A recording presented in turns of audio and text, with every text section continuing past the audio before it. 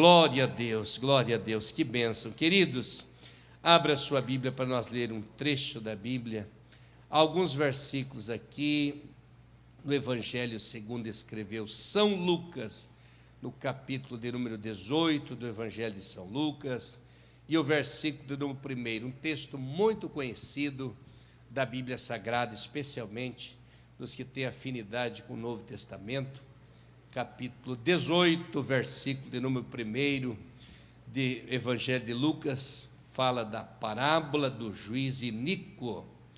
Contou-lhes também uma parábola sobre o dever de orar sempre e nunca desfalecer, dizendo: havia numa cidade um certo juiz, que nem a Deus temia, nem respeitava homem algum. Havia também naquela mesma cidade uma certa viúva, que ia ter com ele, dizendo: faze-me justiça contra o meu adversário.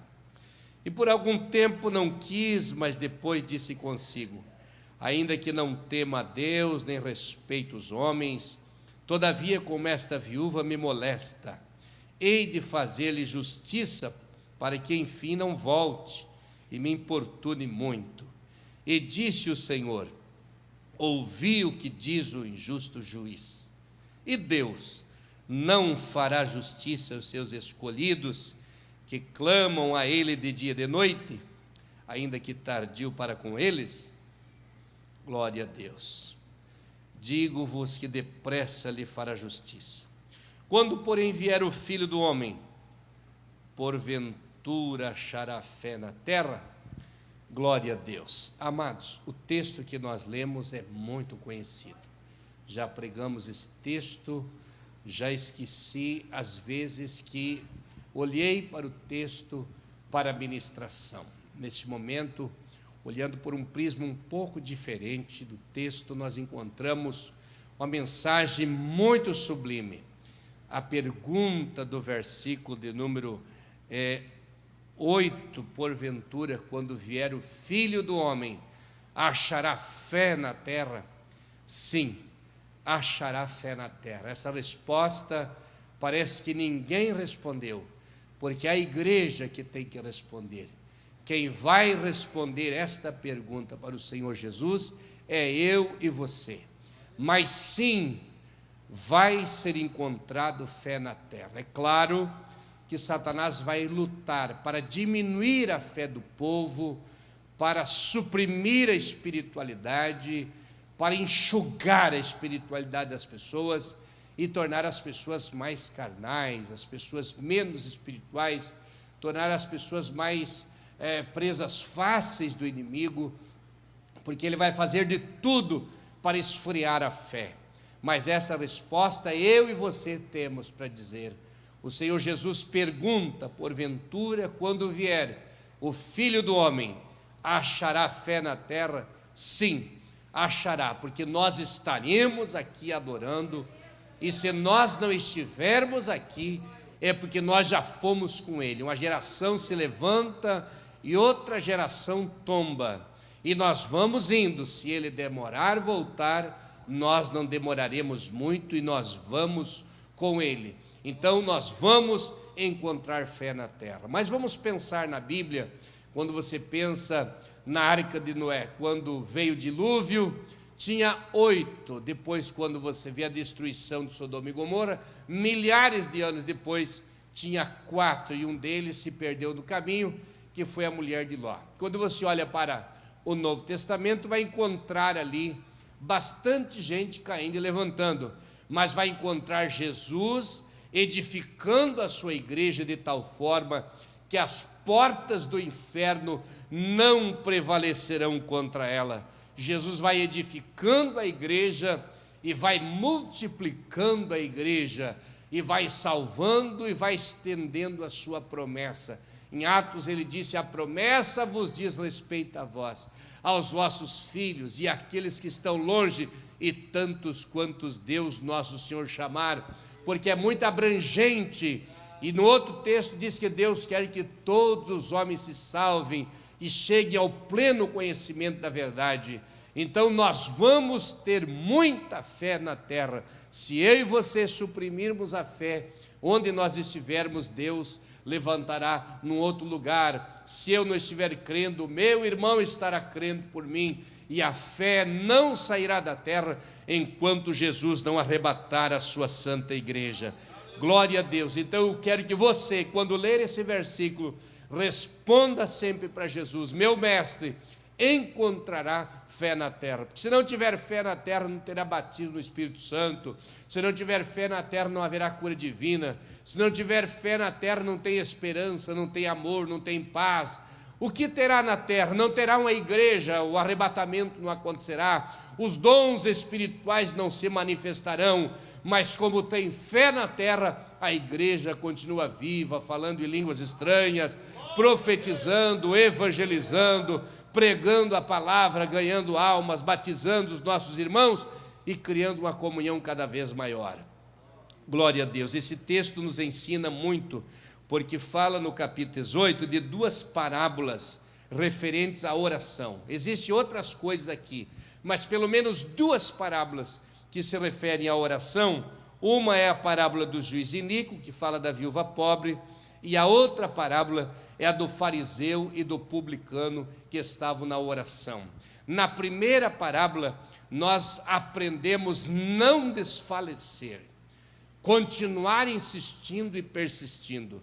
Na segunda parábola do fariseu e publicano, nós aprendemos a não sermos diferentes daquilo que dissemos, não sermos fingidos, não sermos hipócritas, mas sermos sinceros. Foi exatamente o que aconteceu na oração do publicano e daquele fariseu, quando o fariseu se justificava e apresentava as suas qualidades, o que ele fazia, as suas obras, e aquele pobre publicano, ajoelhado, batia no peito e dizia: ó Deus, tem misericórdia de mim, e reconhecia que ele era um pecador. E a Bíblia diz que o Senhor Jesus, falando com os discípulos, ele disse: este desceu justificado e não aquele. Então, duas realidades: um ensina a nós não desfalecer, o outro nos ensina a sermos sinceros nas nossas orações, nos nossos pedidos. A primeira é um pedido mais de vingança,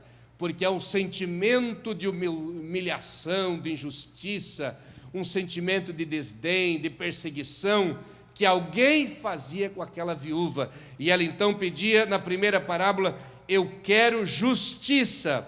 Mas na segunda parábola parece que melhora, de um ponto passa para o outro, quando ele pede misericórdia. Na primeira parábola se pede vingança, na segunda parábola se pede misericórdia.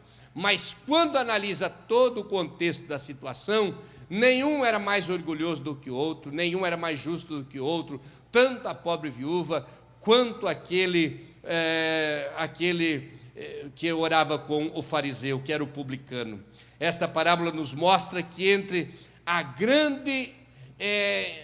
o grande espaço, a grande extensão entre a subida do mestre até a descida do mestre, que Jesus foi assunto aos céus, mas haverá o arrebatamento. Nesse espaço, entre a assunção e o arrebatamento, tem muitas coisas que a igreja enfrentou e vai enfrentar. Nós aprendemos nessa parábola que nós precisamos de uma coisa só: perseverança, insistência, e nós precisamos estar sempre buscando, porque esse intervalo entre a ascensão e o arrebatamento é longe, parece ser intermináveis. E alguém até disse na segunda carta do apóstolo São Pedro, quando ele escreveu, ele disse: muitos que vão dizer, desde que os nossos pais dormiram, todas as coisas permanecem, desde o princípio da criação, o mesmo céu, a mesma terra, as mesmas coisas. Mas a Bíblia Sagrada reitera na continuidade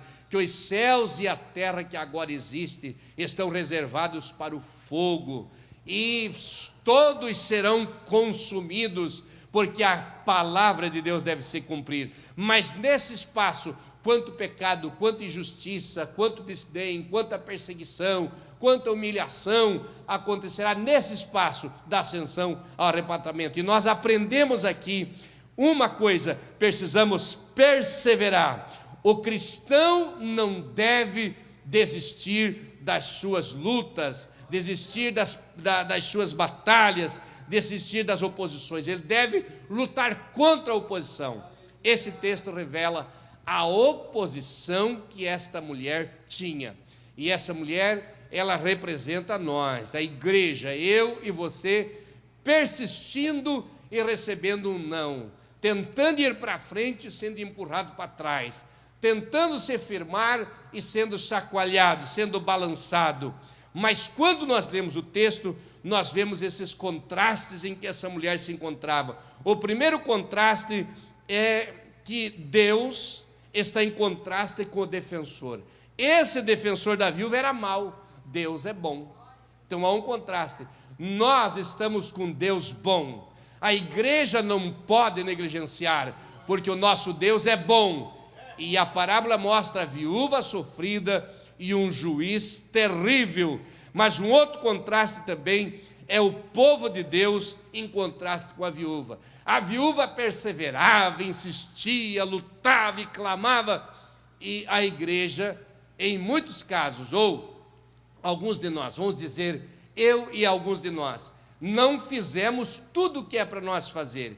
Enquanto esta mulher persistia e não saía da porta e insistia, parece que a gente desfalece mais logo, desfalece antes, cansa de buscar, desiste na metade da caminhada, luta um pouco, mas não quer pagar aquele preço. Mas quando olhamos para a situação dessa mulher, que não tinha o marido para defendê-la, porque ela estava sozinha, era viúva, não tinha os filhos para defendê-la, porque não apareceu nenhum aqui no texto da situação. E a realidade da época, viúvas e órfãos, eram as pessoas que faziam parte da classe mais sofrida daquela região, daquele local. Mas esta viúva, vendo que não tinha nenhum recurso humano, não tinha nenhuma defesa humana, não tinha nenhum defensor humano, nem um advogado, ela partiu para a batalha. Quando você pensa em viúva, você pensa numa pessoa que teve grandes percas na vida, que tem as marcas do sofrimento, e algumas, dependendo da idade, as marcas já da fragilidade da idade. Mas independente da idade que ela tinha, da força que ela tinha, da coragem que ela tinha uma coisa: ela acreditava que a incredulidade daquele homem não iria perdurar por muito tempo. Glória a Deus. E o terceiro contraste é que a bondade de Deus contrasta com a dureza dos homens. Como Deus é bom, como Deus quer abençoar. Deus está nos procurando, Deus está nos chamando, Deus está nos abraçando, Deus está nos perdoando, enquanto os homens estão perseguindo, estão querendo ver o mal, estão diminuindo, estão humilhando. Mas Deus é diferente, Ele quer o bem. A sua palavra vem ao nosso encontro, às vezes para nos corrigir, mas na maioria das vezes vem para nos abraçar, para nos chamar para perto, para nós nos sentirmos bem e sentirmos seguro. Glória a Deus. Esta viúva não tinha ninguém por ela, não tinha quem pleiteasse a sua causa. Quem sabe, começando essa aplicação aqui, existe alguém aqui que se sente fraco, frágil, como esta viúva, e não tem ninguém que pleiteie, ninguém que lute por você. Existe um Deus que está na igreja, e esse Deus está comigo, e Ele está contigo também. Glória a Deus. Se ninguém se pronunciar por você, na escuridão da noite Deus vai agir. Se ninguém se pronunciar em teu favor, na claridade do dia alguém se levantará, e esse alguém é Deus. Se ninguém abrir as portas, Deus arranca os ferrolhos e derruba as muralhas, porque há uma autoridade da sua parte para abençoar a vida do seu povo. Glória seja dada o nome do Senhor. O único caminho que esta mulher encontrou para ter uma chance foi a importunação. Você precisa aprender a importunar Deus. Um linguajar mais familiar: importunar Deus. Todos os dias você se encontra a par da cama e pede, insiste, e chora, e clama, e fala, e repete o seu pedido. Deus sabe tudo, mas Ele quer ouvir o pedido, e quer ouvir a repetição do teu pedido para Ele, dentro daquela necessidade. Todos os dias, Ele ouve você clamar, ao lado da cama, deitado no tapete, com a cara no pó, não sei onde você ora diariamente, mas todos os dias, porque esta viúva, ela sabia, eu vou importunar esse homem. Todos os dias ela ia lá e batia na porta, faça justiça contra o meu adversário. E este homem não quis, e não quis, e não queria ajudar ela. Não tinha ninguém que mandasse ele, porque ele não respeitava Deus, ele não temia os homens, ou não respeitava os homens e não temia Deus. Pensa numa pessoa dura, pensa numa pessoa incrédula, pensa numa pessoa maldosa, uma pessoa que só quer ver o mal, uma pessoa que não se compadece da fragilidade das pessoas, do sofrimento das pessoas. Essa é a fotografia desenhada para este juiz iníquo. Mas ela, independente da resposta dele, chegava o dia, ela ia lá. Eu tenho para mim que quando fazia lá já um tempo que ela ia fazer essas insistências, ele já via ela em todo lugar que ele olhava. Ele levantava de manhã cedo, a velhinha estava na frente da porta. Mas quando ele ia para o quarto, que abria a porta do quarto, ela estava lá na frente da porta do quarto. Quando ele deitava na cama, que fechava os olhos, ela estava em pé a par da cama.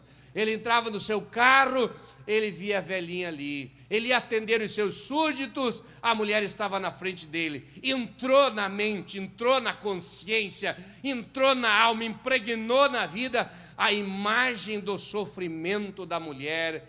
A voz do seu pedido entrou na cabeça dele, e ele foi sendo convencido pela autoridade, e ela conseguiu convencer o juiz que ela não iria parar sem a resposta.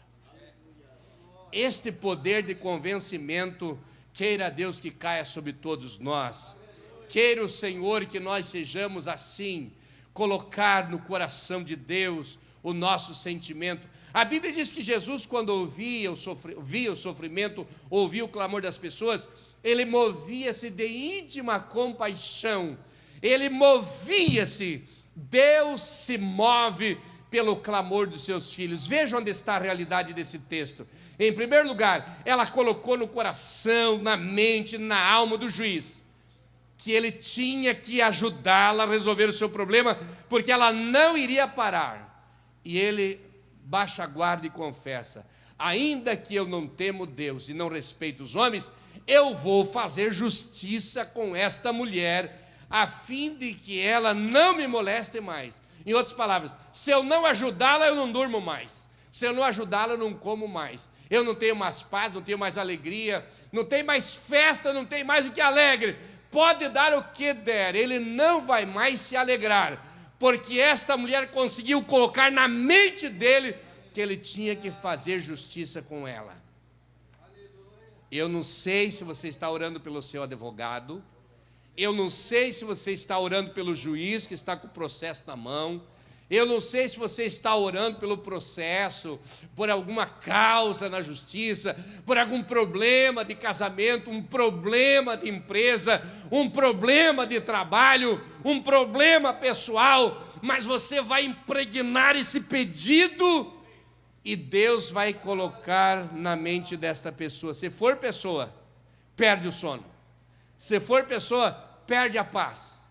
Se for pessoa, só vai ter paz quando voltar-se para o problema e decidir se humilhar ou resolver.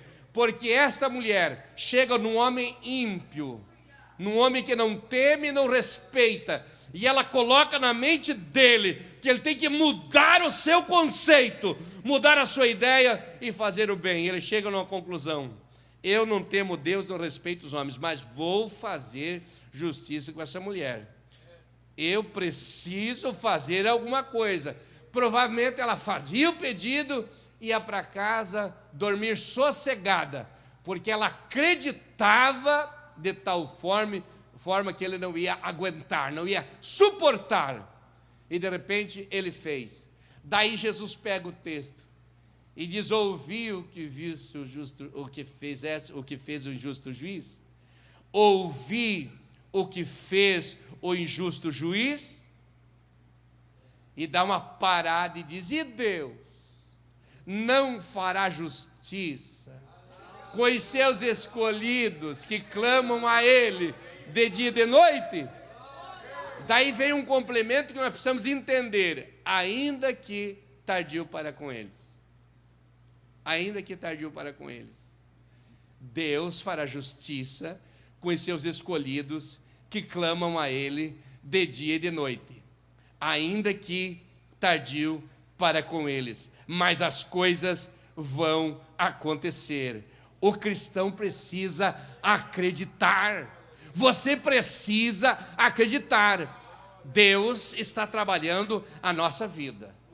Deus está colocando dentro de nós algo sublime, maravilhoso, para nós acreditar que se Ele permitiu que aquele juiz duro, ruim, fez assim, Ele também para os seus escolhidos quer fazer. Mas nós precisamos acreditar. Foi aquilo que eu falei ali no terceiro contraste entre a igreja e a viúva, que a igreja às vezes não crê, mas a viúva acreditou. Às vezes nós desistimos, mas ela não desistiu. Às vezes nós cansamos, mas ela não cansou. Nós estamos cheios de recursos para nos ajudar e ainda perdemos a batalha. Mas precisamos acreditar, precisamos desenvolver a nossa fé, precisamos criar mais fé, deixar Deus trabalhar, porque Deus fará justiça contra os seus adversários, a favor dos seus escolhidos. Por quê, pastor? Porque a luta é contra a injustiça. Alguém fez injustiça com você? Hoje eu vou orar por você. Hoje eu vou orar por ti. Alguém fez injustiça contra você? A luta dela era contra a injustiça. A luta dela era contra a oposição. Você tem oposição? É infernal ou é humana? Independente de ser infernal ou humana, esta oposição tem que cair por terra, porque o teu caminho não pode ter tranqueira. Você precisa andar livre. As portas precisam estar abertas. E para essas portas estarem abertas, Deus precisa derrubar essas tranqueiras. Você precisa acreditar. A luta é contra o descaso. Você se sente um nada. Quanta gente até depressivo, porque foi desprezado. Não presto mesmo. Eu não sou mesmo, eu não nasci para isso mesmo. Não, deixa eu pensar contigo o outro lado. Às vezes você é diminuído ou diminuída, não é porque você é pequeno e frágil, é porque você está incomodando, e é o contrário, querem tirar o teu brilho porque você é a bênção. E Satanás não está contente com as tuas aquisições, com o teu sucesso, com a tua capacidade, com a tua sabedoria. Satanás não está contente com isso. Ele vai fazer de tudo para te desmerecer, para te diminuir, mas não vai conseguir, porque nós encontramos um texto de consolo, nós encontramos uma palavra de esperança. Glória a Deus, glória a Deus. A luta é contra a incredulidade declarada.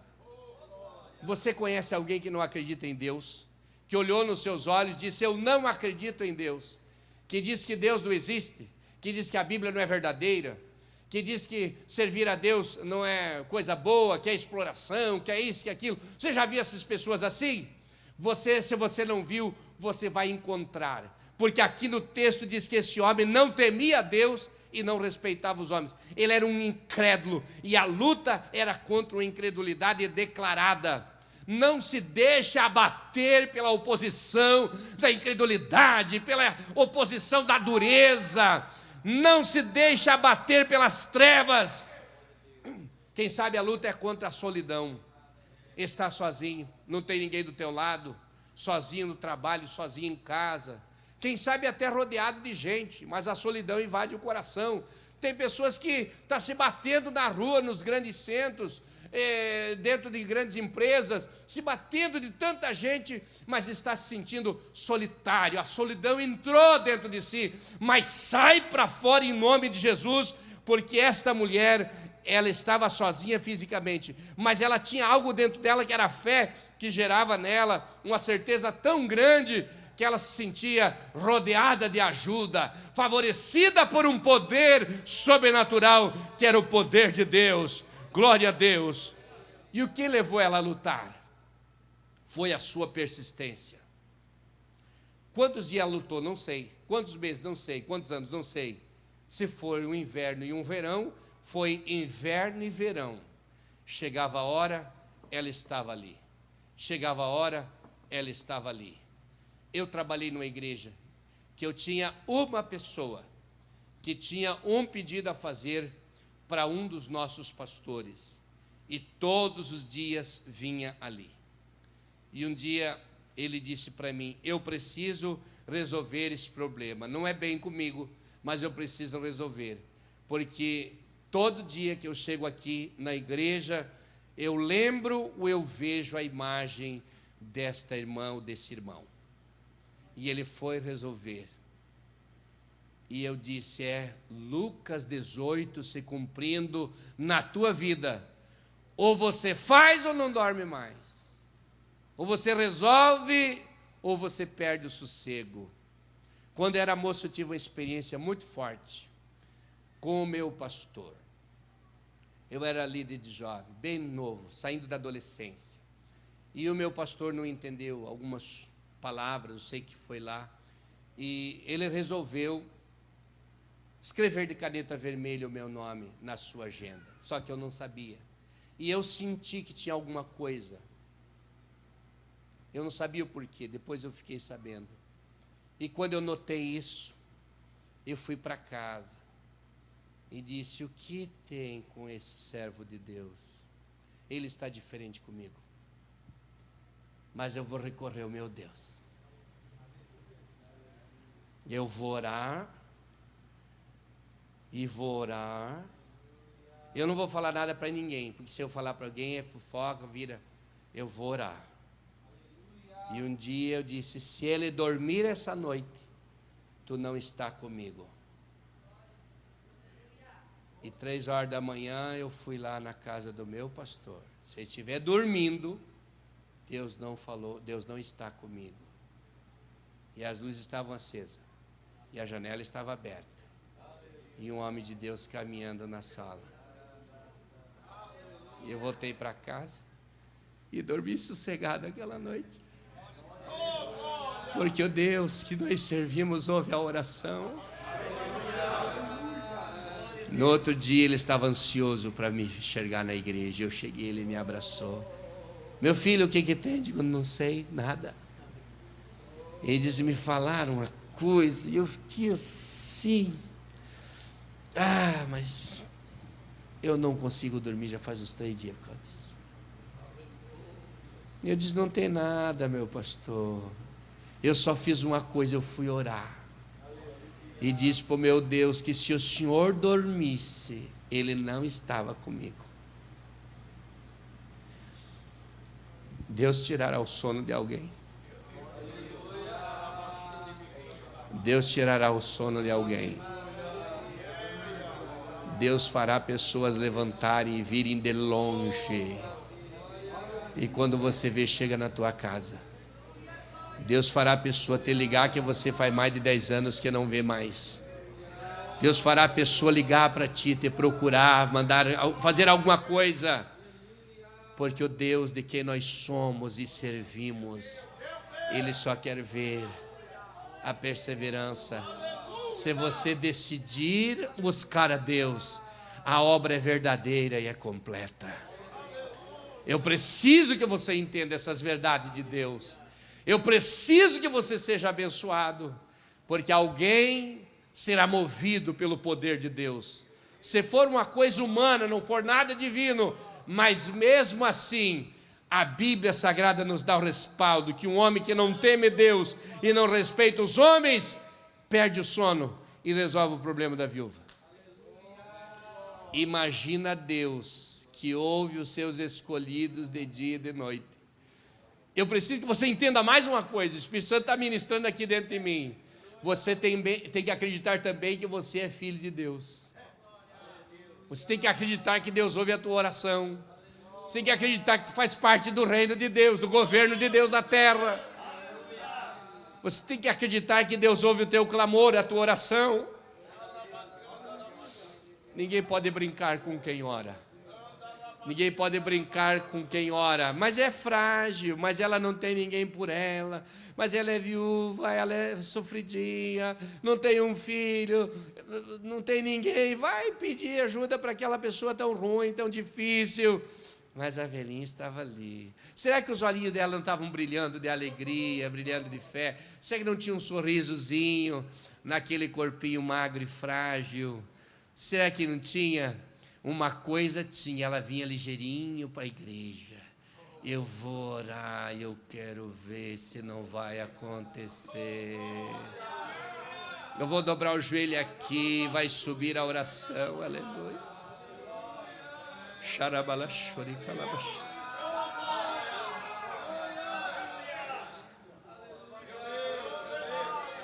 Xalabaxarabalabac. Xarabalachoricalabac. Eu preciso orar por você, do jeito que você está mesmo. Feche seus olhos. Meu amado Jesus, meu amado Jesus.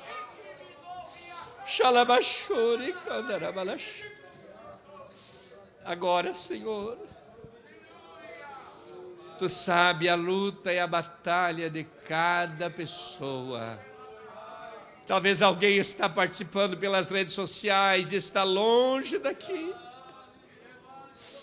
Talvez está aqui no templo nesta hora. Mas onde estiver esta vida, sejam movidos os mares, sejam movidas, Senhor, as portas, sejam movidos os corações, corações de homens, mente de homens, conceitos de pessoas, seja movida agora, autoridades constituídas, Senhor. Muda conceito, muda ideias, muda pensamentos, muda o rumo da história, meu Deus. Ó, amado da minha alma, visita agora, Senhor. Tira o sossego daquela vida, meu Deus. Não para o mal, mas para um arrependimento, para um perdão. Oh, meu Deus, para a retratação, talvez. Oh, meu amado, em nome de Jesus, em nome de Jesus, em nome de Jesus. Xarabalachuricandará. Aleluia. Receba o toque divino na tua vida, nas tuas finanças, nos teus problemas. Receba o toque divino agora. É o momento da graça de Deus que está descendo sobre ti nesse momento. Há uma presença muito real de Deus aqui. Oh, glória a Jesus. Glória a Jesus.